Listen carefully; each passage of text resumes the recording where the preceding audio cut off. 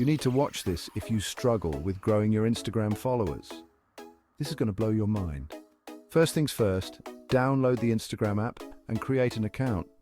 Use your email or phone or just log in with Facebook. Fill out your profile with a cool picture, a snazzy bio, and a link to your website if you've got one. Now let's navigate. Your home feed shows posts from people you follow. Search lets you discover new content.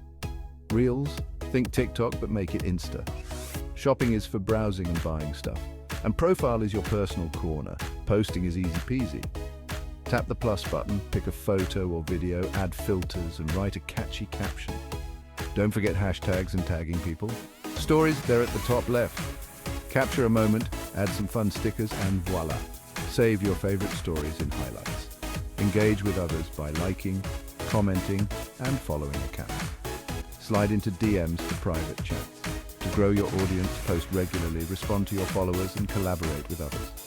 Check Instagram Insights to see what works best. And for selling your fabulous bags and shoes, use Instagram Shopping, post stunning images, and chat with customers through stories and DMs.